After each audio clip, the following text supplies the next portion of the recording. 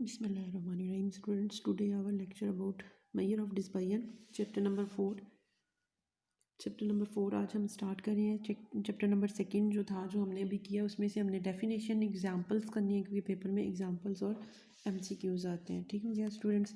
तो नेक्स्ट आज हमारा जो टॉपिक है वो चैप्टर नंबर 4 स्टार्ट कर रहे हैं. फर्स्ट ईयर हम measure of dispersion. First of all इसका इंट्रोडक्शन देख लेते हैं. Introduction. The measure of centre tendency does not tell us anything about the spread of the value in a set. कहते हैं जो हमारे पास मेजर ऑफ सेंटर टेंडेंसी होती है, हमारे पास जो मेजर ऑफ सेंटर टेंडेंसी होती है वही हमें सारा कुछ जो है वो मेजर ऑफ स्प्रेड के बारे में नहीं बताती है कि चीज़ें कितनी. Because any two set with value different magnitude of their variability may have the same centre tendency. हो सकता है दो वैल्यूज़ आपस में डिफरेंट मतलब मेजर्स पे हों, लेकिन उनका मीन सेम आ जाए. ठीक है, मतलब वो अपने मीन से डिफरेंट फासले पर मीन सेम आ जाए. The two data set have same mean. ये दो सेट हैं और 6.8 but differ in their variation from the centre value. लेकिन आप अगर इनका डिफरेंस चेक करें 6.8 से इन वैल्यूज़ का और इनका, तो वो डिफरेंट होगा. सारी बातें मुख्तलिफ होगा. दो का मीन एक जैसा आ सकता है. There is a more variation in the data set B are compare to the data set ए.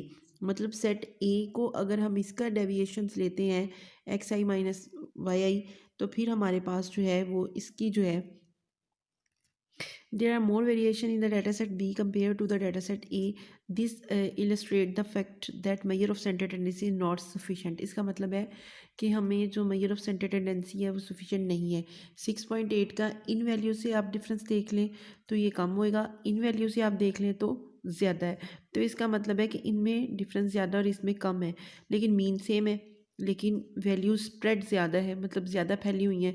तो इसका मतलब है कि हम यहाँ पे सिर्फ मेजर ऑफ सेंटर टेंडेंसी की बेस पर जो है वो फैसला नहीं कर सकते, बल्कि अब हमें न्यू आगे किसी चीज़ के बारे में पता होना चाहिए. The given two sensible description of data numerical quantity called measure of dispersion. हम उसे मेजर ऑफ डिस्पर्जन कहते हैं. Variability describe the spread of the value at the set of data required. Two type of measure of dispersion are variabilities are defined. दो तरह के हमारे पास measure of dispersion होते हैं. First of all absolute major and second is a relative measures. ठीक है, एक हमारे पास एब्सोल्यूट मेजर है और एक रिलेटिव मेजर है. The absolute measure are defined in such a अ वे. एब्सोल्यूट मेजर हम किसे कहते हैं? ठीक है, सबसे पहले तो हम ये चीज़ देख लेंगे. एब्सोल्यूट मेजर हम कहते हैं, एब्सोल्यूट मेजर की डेफिनेशन है the absolute measure are as defined such a way that have unit metre grams. मतलब कि आपकी जो वैल्यू, जो क्वांटिटीज़ आप कैलकुलेट करते हैं, ठीक है, जो टूल्स आप स्टैटिस्टिकल टूल्स यूज़ करते हैं, उनके जो यूनिट्स होते हैं वो आपको विद यूनिट्स आंसर देता है. क्या करता है? विद यूनिट आंसर देता है. Same as those are the original measures, मतलब आपके ओरिजिनल में. Where the relative measures have no units or there is a ratio. इसका मतलब आप कह सकते हैं जो एब्सोल्यूट मेजर है वो विदिंग यूनिट्स होते हैं. मतलब अगर आप अपना डाटा लीटर्स में ले रहे हैं तो आंसर भी लीटर में आएगा. अगर आप ग्राम्स में ले रहे हैं तो ग्राम्स में आएगा. अगर स्क्वायर मीटर में स्पीड ले रहे हैं, ठीक है, तो मीटर्स में, किलोमीटर्स में, तो उसका आंसर भी किलोमीटर्स में आएगा. लेकिन रिलेटिव मेजर्स जो होते हैं उनमें यूनिट्स नहीं होते, वो विदिंग यूनिट्स नहीं होते. उनमें वो यूनिट फ्री क्वांटिटीज़ होती हैं. क्या होती हैं? यूनिट फ्री क्वांटिटीज़ होती हैं. The most common measure of absolute variables are. हमारे पास डिफरेंट मेजर्स हैं. फर्स्ट ऑफ ऑल 5 हैं. First range, quantile deviation, mean deviation, variance and standard deviation. There are also called measure of dispersion or measure of spread. इसको हम measure of dispersion या measure of spread बोलते हैं. ठीक है, the relative measure are discussed in the art. जो measure of dispersion है वो आगे होंगी. ये जो 5 है ये absolute measures हैं. ये क्या है? ये 5 are absolute measures हैं. ठीक है, फर्स्ट हम अपना absolute measure की पढ़ने लगे हैं. The range of n values y1, y2, yn is defined as the difference between the largest and smallest observation. कहता है रेंज का मतलब होता है the n values y1, y2, yn is defined as the difference between the largest and the smallest observation. y1 ये subscript में 1 दिया, इसका मतलब first order value, smallest in magnitude, and yn is a largest magnitude. The range denoted by r is defined by formula ये है. Means के वो कहता है कि हमारे पास रेंज क्या होती है? फर्स्ट हम रेंज पढ़ रहे हैं। रेंज हमारे पास एक एब्सोल्यूट मेजर है, ठीक है। इसमें आपने मैक्सिमम वैल्यू में से अपनी मिनिमम वैल्यू, मतलब सबसे मैक्सिमम अपने लार्जर वैल्यू ग्रुप में देखनी है कि सबसे लार्जेस्ट वैल्यू कौन सी है आपके ग्रुप में, और आपकी सबसे स्मॉलेस्ट, या आप कह सकते हैं मिनिमम वैल्यू भी कह सकते हैं इसे, उन दोनों का difference is a range. R for range होगा, मीन्स कि आप इसको R is equal to Y M minus Y naught, इसका फार्मूला यूज़ कर सकते हैं, एक्स नोटेशन भी यूज़ कर सकते हैं, ठीक है। तो ये रेंज होगी। This is very simple measure of variability, कहते हैं ये वेरिएबिलिटीज़ की बहुत सिंपल मेजर ऑफ वेरिएबिलिटी है। And only takes into count two more extreme observation, और सारी बात है ये एक्सट्रीम ऑब्जर्वेशन लेती है, या तो सबसे बड़ी वैल्यू को उठाती है और फिर सबसे छोटी वैल्यू को उठाती है, लेकिन दरमियान के जो डाटा है उसको ये मेजर नहीं करती, उस पर ये काम नहीं कर रही होती। तो इसका मतलब है कि ये दरमियान की वैल्यू को इग्नोर्स करती है। Calculate range for the following observation, आपने ये एक डाटा दिया हुआ है अनग्रुप्ड, इसमें से आप देखें सबसे स्मॉलेस्ट वैल्यू क्या है 80.7 और सबसे बड़ी वैल्यू क्या है 92.4। तो आप क्या करेंगे, आप 92 माइनस 87, तो आंसर आएगा 11.7, ठीक है। 11.7 centimetre, this is a range, मतलब आपने सबसे बड़ी वैल्यू में से छोटी वैल्यू को माइनस कर दिया, तो इसका मतलब ये आपने उसकी रेंज ले ली। रेंज फॉर ग्रुप डाटा, सारी बातें हम दो तरह से डाटा पढ़ते हैं, एक ग्रुप्ड और एक अनग्रुप्ड। तो in the case of group data it may be calculate by the following. Group data हम किस में कहते हैं, जिसे हमें फ्रीक्वेंसी टेबल में हमें उन्होंने दिया हो, ठीक है। तो अगर group the middle value of the highest class, आपके पास mid value of highest class की होनी चाहिए और mid values of lowest class होनी चाहिए। मीन्स क्या, आपका यहाँ पे वेट है, आप यहाँ पे एक्स बनाएंगे, क्या बनाएंगे एक्स, आप एक्स बनाएंगे और एक्स की जो मिड वैल्यूज़ होंगी वो रेंज होगा, ठीक है। ये उसने डाटा है। अब देख लेते हैं, हमने वेट से क्लास बाउंड्रीज़ पे जाना है, तो स्टूडेंट्स हम क्लास बाउंड्रीज़ ऑलरेडी बना चुके हैं और इन पे प्रॉपर एक लेक्चर भी हो चुका है। तो क्लास बाउंड्रीज़ आप बनाएंगे, क्लास बाउंड्रीज़ बना के आप देखेंगे सबसे हाईएस्ट क्लास क्या है आपके पास, ये वाली है। सबसे लोएस्ट क्लास स्टार्टिंग है ना 69 to 70, आप इसको कैलकुलेट करेंगे और इसका मिड पॉइंट निकालेंगे। First class boundary second plus, तो ये आएगा 72, ठीक है। इसी तरह आप लास्ट क्लास बाउंड्री की लिमिट्स को प्लस करेंगे और इनका मिड पॉइंट निकालेंगे, वो आएगा 97। क्या आएगा 97। वैसे तो हम एक्स का कॉलम बनाते हैं प्रॉपर, लेकिन हमने क्योंकि एक रेंज निकालनी है तो कॉलम नहीं बनाएंगे, जस्ट इसका एक्स मिड वैल्यू निकालेंगे और इसकी निकाल के इन दोनों को माइनस कर लेंगे, तो ग्रुप डाटा में हमारे पास रेंज आ जाएगी, ठीक है। नेक्स्ट है merit of range. It is easy to calculate, ये बहुत आसानी से कैलकुलेट कर लेते हैं। It is useful measure in small samples, ये स्मॉल सैम्पल्स में यूज़फुल होती है। Demerit of range, it is not based on all the observation, सारी बात है ये सबसे स्मॉलेस्ट वैल्यू को उठाती है और सबसे हाईएस्ट को उठाती है, दरमियान के डाटा को स्टडी ही नहीं करती है, तो ये इसका ड्रॉबैक है। तो इस वजह से ये हमारी तमाम ऑब्जर्वेशन पे बेस्ड नहीं कर रही होती, तो इसकी ड्रॉबैक है, डीमेरिट आती हैं। इट डिपेंड ओनली अब द एक्सट्रीम ऑब्जर्वेशन, सारी बात है एक्सट्रीम का मतलब होता है यहाँ तो बहुत बड़ी वैल्यू, यहाँ बहुत छोटी, तो ये सबसे छोटी और सबसे बड़ी को उठाती हो, तो इट्स मीन कि ये डिपेंड करती है एक्सट्रीम वैल्यूज़ पे। नेक्स्ट टॉपिक है हमारे पास क्वांटाइल डेविएशन 4.1.2। तो quantile deviation, this is measure is based on quartiles. Quartiles हमने बहुत डीपली पढ़ा है। Q1 Q3 and is denoted by QD is a centre, इसको सेमी इंटर क्वार्टाइल रेंज भी बोला जाता है। क्वार्टाइल डेविएशन जो है वो Q3 माइनस Q/2 है, और Q3 हम ऑलरेडी इनके फार्मूलेस ग्रुप डाटा में भी और अनग्रुप में भी जानते हैं। This measure cannot be negative because the upper quartile must be at least large and the lower class कहते हैं कभी भी नेगेटिव, इसका आंसर कभी भी नेगेटिव नहीं आता। क्यू डी जो है वो ऑलवेज पॉजिटिव आंसर देगा। क्यों देगा, क्योंकि जब हमेशा जो लार्जेस्ट Q3 जो है वो आपका लार्जेस्ट होता है, एटलीस्ट लार्जर, तो बड़ी वैल्यू में से जब छोटी वैल्यू जाती है तो हमेशा पॉजिटिव आंसर आता है। A small value of quantile deviation indicate a small amount of variability, अगर आपकी क्वांटाइल डेविएशन का आंसर कम आता है, स्मॉल आता है, छोटा आता है, तो इसका मतलब होता है कि आपके डाटा के अंदर वेरिएबिलिटी कम है। Where larger value indicate more variability in the data, और अगर आपके डाटा का आंसर जो है क्वांटाइल डेविएशन का आंसर ज़्यादा आता है तो हम कहते हैं कि उसमें वेरिएबिलिटी ज़्यादा है। It measure half of difference between upper and lower quantile. हम इसको ये भी कह सकते हैं ये हाफ ऑफ डिफरेंस बिटवीन है अपर एंड लोअर क्वांटाइल का, ठीक है।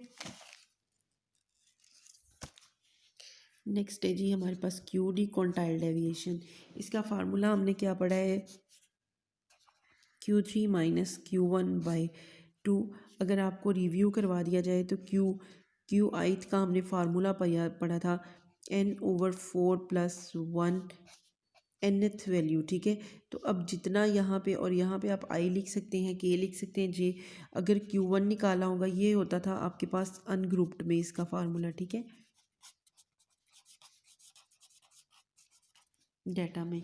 और Q1 अगर आपके पास होगा तो n/4 + 1 nth वैल्यू होगा, ठीक है। और अगर Q3 आप निकालना चाहें तो होगा n/2 n/4 3n/4 + 1 nth value, ठीक है। ये लास्ट हम पढ़ चुके हैं। और अगर आपने यही काम ग्रुप्ड डाटा में करना हो, ये आपको रिव्यू करवाया जा रहा है आपका फार्मूला, तो Q3 का फार्मूला होगा L + H/F 3n/4 - C। I think so आपको रिमाइंड हो जाएगा। और ये अगर हमने करना हो तो ये वाला ठीक हो गया। अब इसमें ये सारा हमने कैलकुलेट करना ऑलरेडी जो है वो चैप्टर नंबर 3 में सीख लिया हुआ है, तो इसमें हमें पढ़ना इजी है।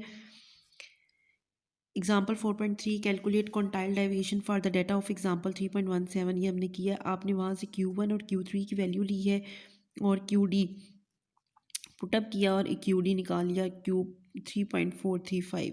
अब हम इसका डाटा देख लेते हैं कि अगर हमें डाटा चाहिए हो कि ये 4.3.16 एग्जाम्पल पे है। ये देखें अनग्रुप डाटा का question 3.16 find quantile for ungroup data 3.136 example है, उसमें ये आपके पास डाटा दिया गया है, ठीक है।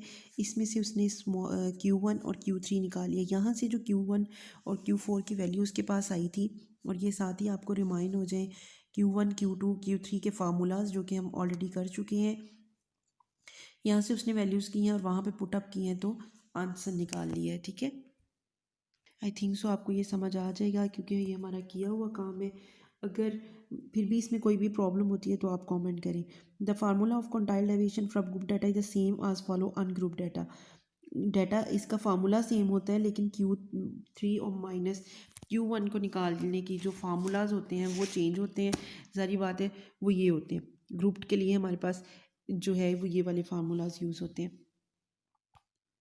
तो यहाँ पे एग्जांपल नंबर आपने डाटा को पहले अरेंज्ड करना है, फिर आपने उसमें से जो है वो स्मॉलेस्ट वैल्यू और Q3 Q1 को इन फार्मूलाज के अकॉर्डिंगली निकाल लेना है और आंसर निकालना है, ठीक है। ये देखिए उसने n+1, तो n+n कितनी ऑब्जर्वेशन है 20। In observation the given below is a 20 observations, इनको काउंटेड कर लें। 20 + 1/4 ith वैल्यू 5.5, तो इसको हम इस तरह लिखेंगे। इसका मतलब है ये 5.525 वैल्यू है, ये 25 वैल्यू है, तो हम इसको इस तरह लिखेंगे फिफ्थ वैल्यू प्लस कितना 0.5 का डिफरेंस है, then sixth value minus fifth value. तो ये डाटा हमने अरेंज करके रखा है, हम देखेंगे 1 2 3 4 5, ये फिफ्थ वैल्यू है और ये आपके पास यहाँ पे सिक्स्थ वैल्यू है। तो फिफ्थ वैल्यू 1230 रखेंगे प्लस 0.25 एंड सिक्स्थ वैल्यू हम रखेंगे यहाँ पे 12, six value minus fifth value और इनको मल्टीप्लाई करेंगे तो हमारे पास आंसर आ जाएगा Q1 का। इसी का तरह Q3 आप निकालेंगे, Q3 आता है 15.75, तो आप इसको किस तरह से एक्सप्लेन करेंगे। Q3 ये आंसर नहीं है, ये कह रहा है 15.75 वाली वैल्यू या आइटम। तो Q3 हम कैसे निकालेंगे, 15 वैल्यू प्लस डिफरेंस कितना आ रहा है 0.75 पॉइंटेड वैल्यू इधर, फिर उससे अगले वाली 16 एंड 15 वैल्यू माइनस, ठीक है, इस फार्मूले से। तो हम यहाँ पे देख लेंगे 7 8 9 10 11 12 13 14 15, तो ये आपके पास 15 और 16 वैल्यू है। 740 + 0.7, सो 745 माइनस 740, तो आप इसको करेंगे तो इसमें आपके पास ये Q3 आ गया। देन ये वाला आंसर Q1 3 का और Q1 का आंसर आप इसमें पुटअप करेंगे, ये अनग्रुप डाटा का काम हो रहा है, और इसको पुटअप करेंगे निकालेंगे तो आपके पास QD आ जाएगा इन ग्रुप फॉर्म में। और coefficient of skewness coefficient of quantile deviation अगर आप निकालना चाहते हैं तो उसका फार्मूला होता है अच्छा बच्चे, जिस भी वर्ड के साथ कोफिशिएंट लग सकता है, क्या लग जाता है? कोफिशिएंट। जैसे coefficient of range, coefficient of quantile deviation, coefficient of standard deviation, या तो ये हमारे पास कौन से मेजर्स बन जाते हैं? Relative measures. जिस भी वर्ड के साथ आपके डाटा के साथ कोफिशिएंट का वर्ड यूज़ होगा वो रिलेटिव मेजर में चले जाते हैं। ये रिलेटिव मेजर मतलब कि यूनिट फ्री क्वांटिटी हो जाती है। कैसे? ये रेशो फॉर्म में आ जाता है। जैसे इसका फार्मूला लिखूंगी Q3 minus Q1 over Q3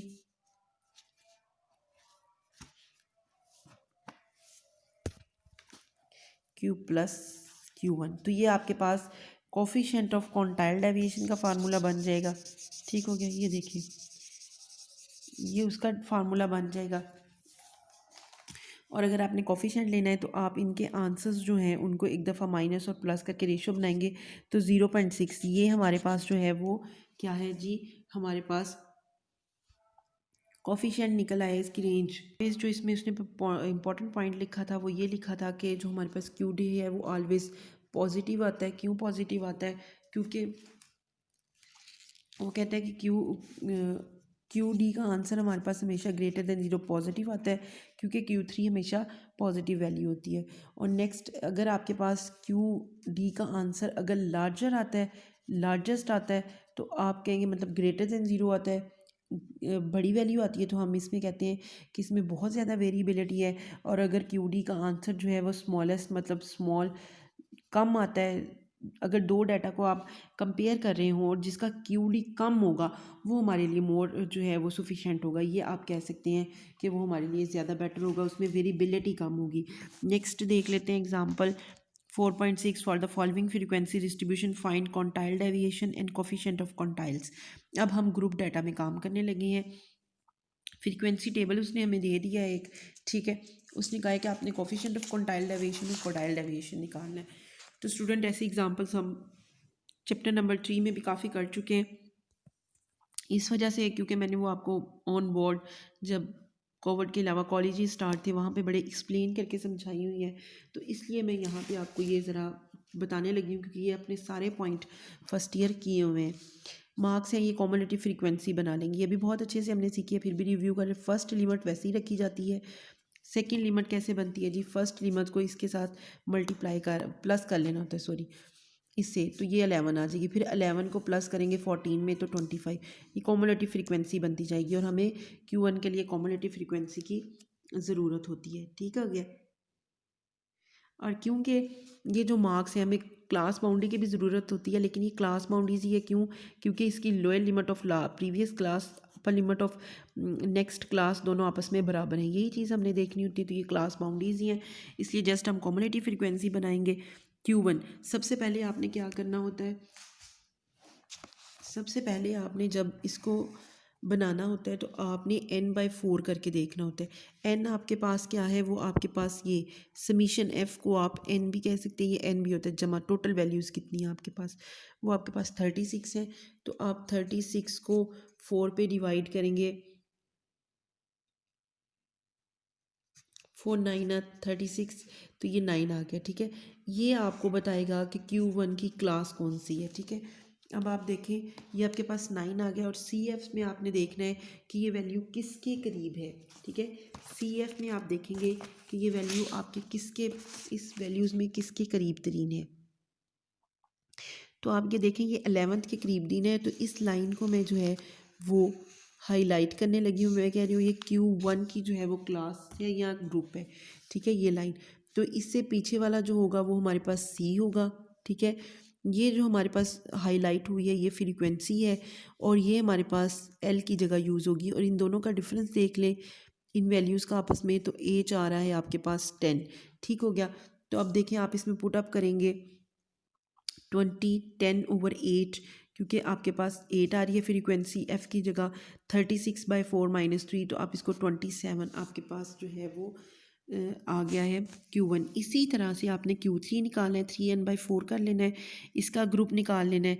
वो आप देखेंगे आपके पास 42.8, तो देखिए वो किसके नज़दीक आ रहा है? 36 के करीब तरीन आ रहा है। ठीक है, तो ये जो लास्ट हमारे पास होगी ये हमारे पास हमारे पास आंसर आ रहा है 42.8। ठीक है, तो इसको हम देख लेते हैं। तो ये हमारे इसके करीब तरीन है, तो हम इसको देखें 40 इसके करीब तरीन है, तो आप इसको लेके तो इसको पुटअप कर लेंगे। इन्होंने जी स्टूडेंट्स देखें, आप इसको पहले कैलकुलेट कर लेंगे Q3 को 3n बाई ग्रुप निकालने के लिए, Q3 का ग्रुप निकालने के। This is a 27th observation, तो 27 करीब तरीन है 32 के, तो आप इसको हाईलाइट कर लेंगे।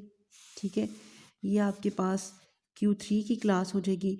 अब इससे प्रीवियस जो है वो आपके पास C होगा, ये आपके पास जो है वो फ्रीक्वेंसी है, और ये आपके पास क्लास L है। ठीक है, इसको आप यहाँ पे पुटअप करेंगे, पुट करके आप इसकी वैल्यूज़ निकालेंगे 42। अब ये वाली वैल्यू जो आपको Q3 की फ़ाइनल वैल्यू और Q1 की फ़ाइनल वैल्यू, ये आपको पुट कर देंगे इसके अंदर, इस वाले क्वेश्चंस के अंदर, तो आपका आंसर, और कोफिशिएंट्स के लिए प्लस माइनस कर लेंगे तो आंसर आ जाएगा। आगे आपने एग्जांपल नंबर 4.7 खुद से करनी है। ठीक हो गया, 4.7। ठीक है, और इसके बाद हम इसकी मेरिट्स और डीमेरिट नेक्स्ट लेक्चर में पढ़ेंगे, और इससे रिलेटेड आपने क्वेश्चंस भी करने हैं जो आपकी बुक में है। तो इससे रिलेटेड आपने क्वेश्चंस भी करने हैं, जैसे 4.5 का आपने डाटा उठा के कर लेना है। क्वांटाइल डेविएशन आपने 4.6 में से मालूम करनी है, इसको भी आप यूज़ कर सकते हैं। 4.7 जस्ट फॉर क्वांटाइल डेविएशन, ये सिंपल सा फार्मूला लगा के आपने इस पर काम करना है। ठीक हो गया स्टूडेंट्स, ओके, अल्लाह हाफिज़।